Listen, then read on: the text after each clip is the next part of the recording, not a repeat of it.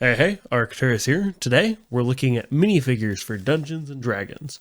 This is all 12. They do come in blind boxes, but there is a QR code here underneath.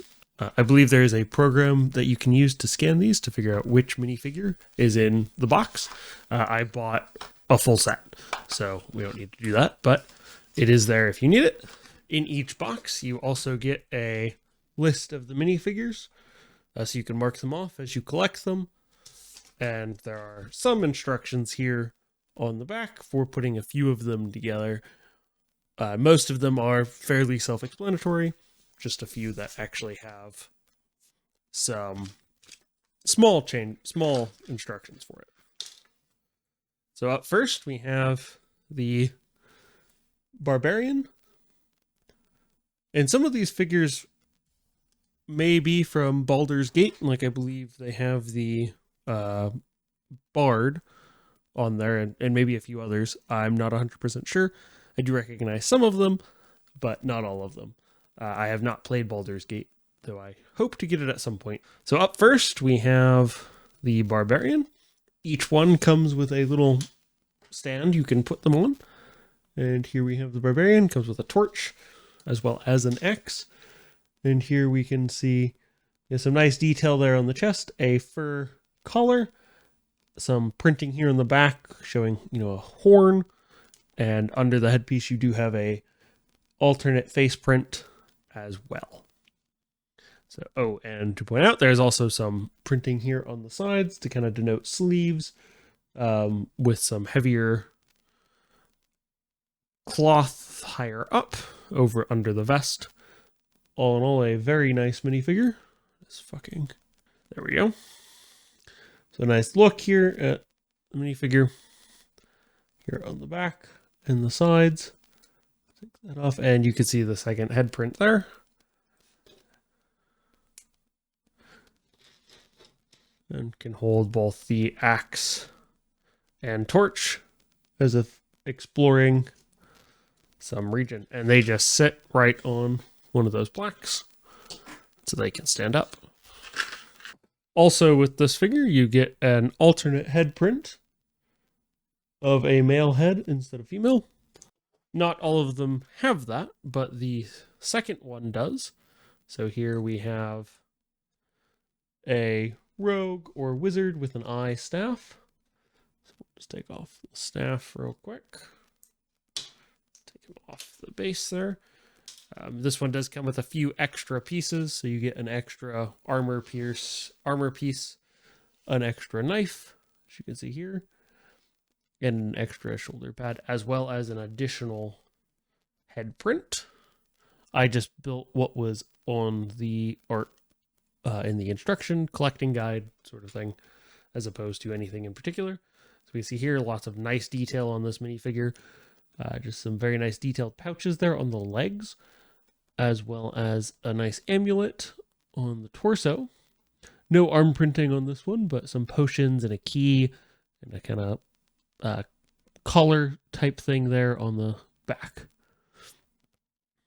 A very nice detailed head print with hair and ears. Since this is an elf, I think, although I'm not sure what this is from. Maybe it is supposed to be Gith. I'm not entirely sure. And there's the alternate head print. And then there's also a female version head that you can use as well. So up next we have the Tiefling. So here is our Tiefling.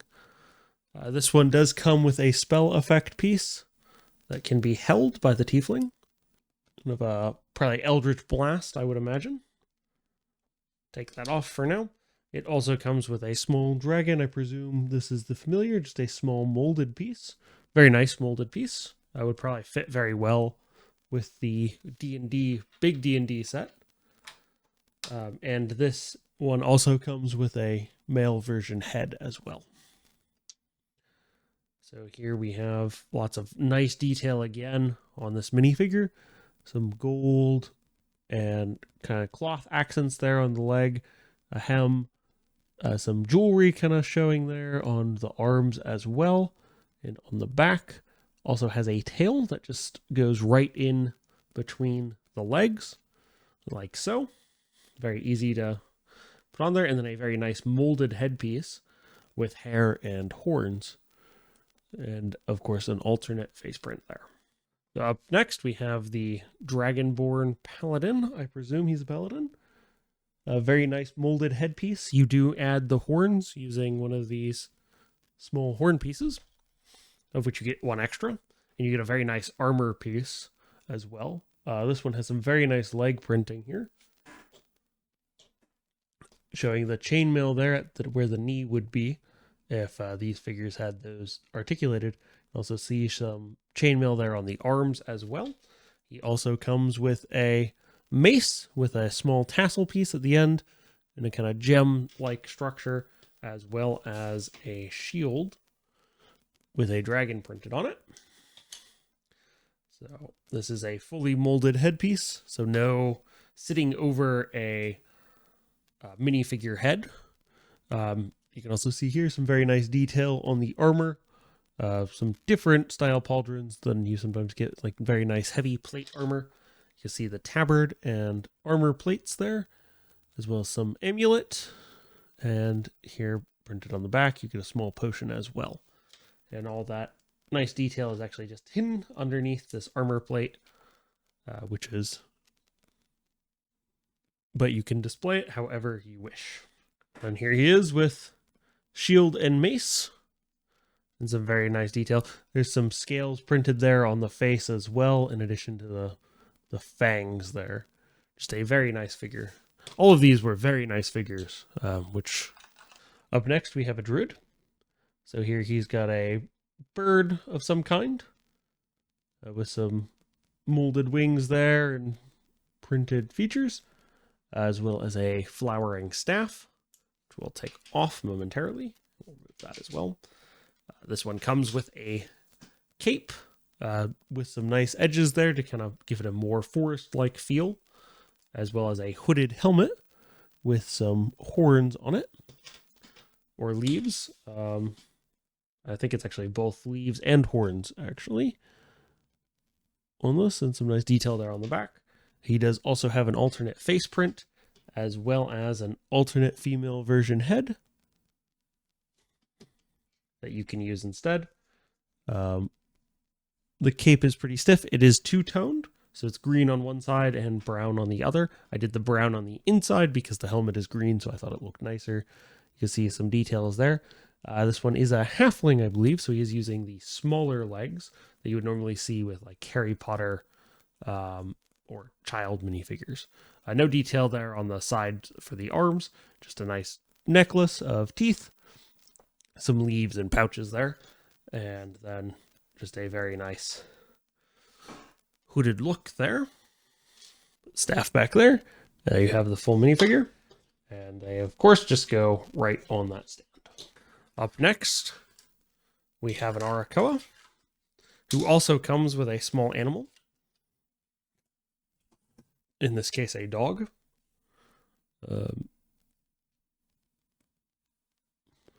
Nice little dog figure. This one I found did not really stick very well to the base there. It really needs the two studs to attach really well. It holds okay, but not as nicely. This Arakoa comes with a bow, as well as a very nice wing attachment, and a molded headpiece, so no alternate print. The legs are also actually kind of cut away, so they resemble bird legs.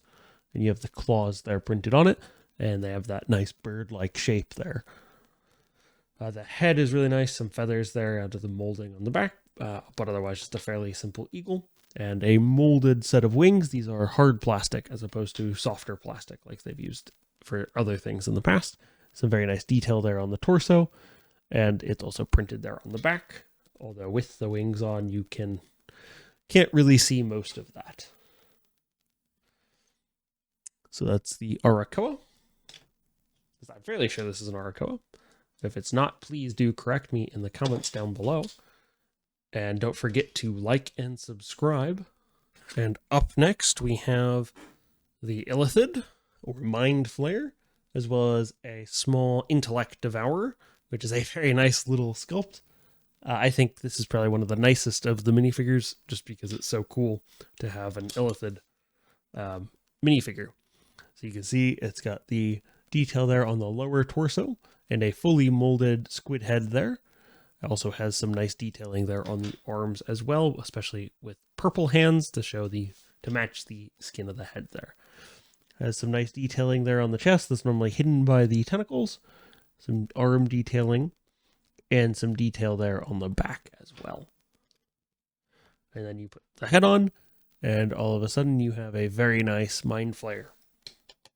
And both of these do fit very nicely on the display stand. You can put them right next to each other very well. Now up next we have a vampire. This is a fairly iconic D&D villain. Chalice and sword here. Very nice sword. Sometimes they're a little more rounded. This one fits very well, I think, with a vampire kind of sharp and pointy, and then a clear chalice. He also comes with a small red-eyed rat figure as well.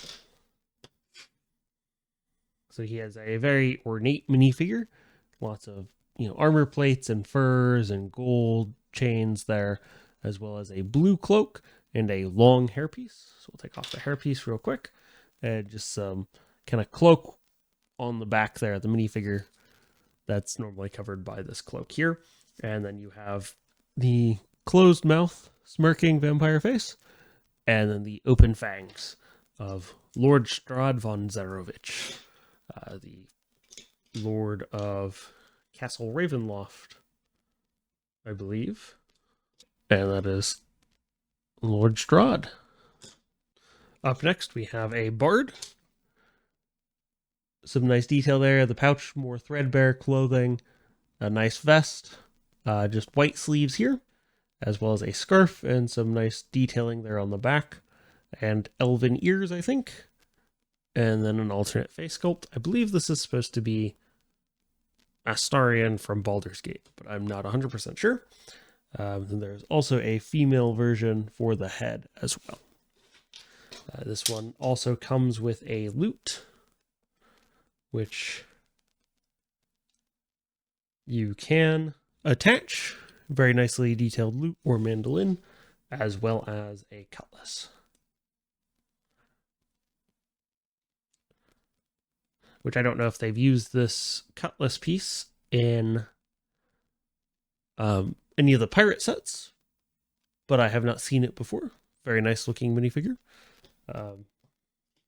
No little side animals for that one. Up next, we have a very iconic monster, the Medusa, because I believe this is the Medusa. It does come with an additional block that it holds in its hand, and also comes with a clear piece to give it some additional height, I think, for the cape and to indicate that it's flowing. Or maybe this is a Naga. I'm not 100% sure. It's a very nice molded headpiece with the kind of headdress elements there. A very nice torso and skirt piece. These are out of the softer plastics, so they do wiggle a bit more than the Arakoas did. And then a kind of tattered cape or cut cape. Not really sure the best way to describe the cape cloak there. You can see some extra detail there towards the back, but just kind of scales going down. And this one does sit over just a blank minifigure head. And then it does have this kind of floating appearance. That is the Lamia or Naga or Medusa-like monster. Up next we have a Necromancer. Very nicely detailed skull with some arcane symbols printed on there. This one makes use of two capes. One to give this kind of upper cape, very small, and then a standard sized cape there. Some small details here on the back, just some gold detailing to kind of show the robes. On the front, you get more detail there on the skirt piece, as well as some open exposed bone here on the torso. I believe this is supposed to be a lich. It does have a red skull sitting there as well, and then one of these launching pieces for like spell effects there. And now we are at the last minifigure for this one. This one does come with a small cauldron, you can see here. And it also comes with 2 pieces of purple flame. Now, unfortunately, there's no way to stick these in there so that they stay, but they do just set right in there. So if it's not moving about, it works pretty well to give you a nice purple flame cauldron. Also comes with a book, a spell book with some nice detail here on the front, and a nice spell described here for Tasha's hideous laughter, as after all, this is the wizard Tasha.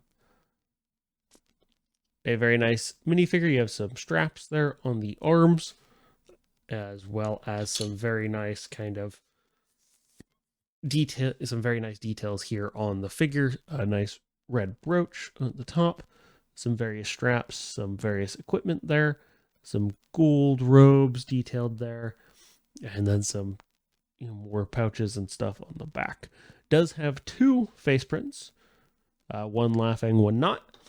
As her iconic spell is Tasha's hideous laughter, it's pretty fitting, and a very nicely detailed hairpiece with witch hat attached.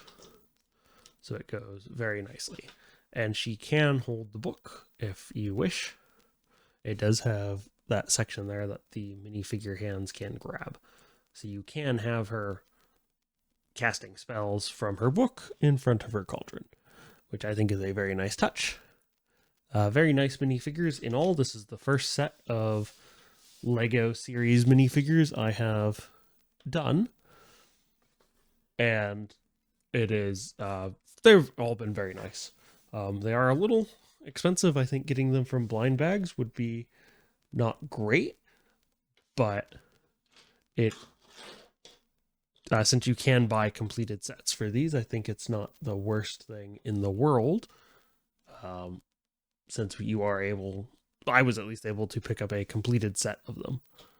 You do get some nice extra little pieces, as well as some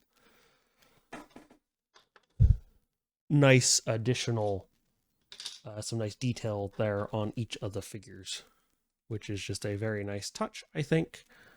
I think these would go very well with the Lego D&D set, but I don't have that set yet, so I don't know. I may try to pick that up this year. Oops. It's supposed to be here. I may try to pick that one up this year on Black Friday. I believe this will be going up before Black Friday. It depends on how quickly I edit. But I will try to get this up in case there's deals on these. Or on that set. So there we have all 12 of our minifigures. Of course, with there are some options for additional heads for these, but overall, just very nice set of minifigures, very D&D themed. Some known D&D characters such as Strahd and Tasha, as well as some very iconic character types like the Arakoa and Dragonborn and Tiefling and Mind Flayer. Just a very nice set of minifigures overall. I quite enjoyed these. Well, that's all I have for today. I will catch you next time with another video.